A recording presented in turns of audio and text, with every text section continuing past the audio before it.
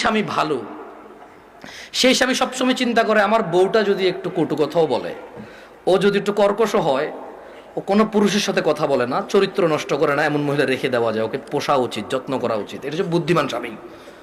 একজন বুদ্ধিমান পুরুষ কি করে, যখন ওর বউ চরিত্র ভালো থাকে, কি থাকে, যখন ওর বউর চরিত্র ভালো, মানে কোনো পুরুষের সাথে কথা বলে না, কোনো পুরুষের সাথে দেখা দেয় না, খালতো ভাই, মামতু ভাই, আড়াতো পাড়াতো এসব ভাইটাই নাই, ক্লাসমেট, হ্যাঁ, এসব ভাইটাই নাই, কথা বলে না এগুলোর সাথে।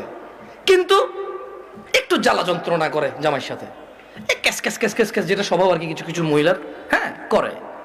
এই সারাদিন এই নাই সেই নাই, কমপ্লেন আর কমপ্লেন। কিন্তু ঘরের ভিতরে কোথায় কোথায় একজন বুদ্ধিমান পুরুষ ওই মহিলাকে রেখে দেয়।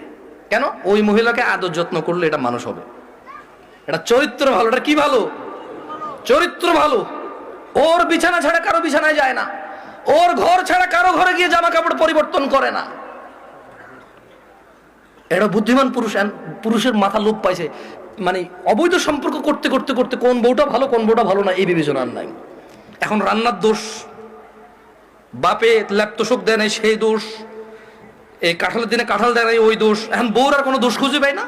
এখন ল্যাপটপ দেয় নাই, সোফা দেয় নাই, টিভি দেয় নাই, ফ্রিজ দেয় নাই, আমের দিনে আম দেয় নাই, জামের দিনে জাম দেয় নাই, শীতকালে ওই যে কি কয়টার দাওয়াত খাওয়াই নাই, তোর ভাইয়ের পোলার মুসলমানই হয়েছে, আমার এখান থেকে 15 জন খাওয়াই নাই, তোর ভাইয়ের বিয়ে হয়েছে, আমার মাত্র 4 জনের দাওয়াত দিয়েছে, 10 জনের দেয় নাই। এখন বউর কোনো দোষ নাই, এখন এই দোষ দিয়ে শুরু করে দিছে। জাহেল পুরুষ ভালো মেয়েদেরকে ওইভাবে সংসার নষ্ট করে দিছে। তো আমি মহিলাকে বললাম যে আপনার তালাক হয়েছে বা হয় নাই ফটো দেওয়ার আমার যোগ্যতা নাই।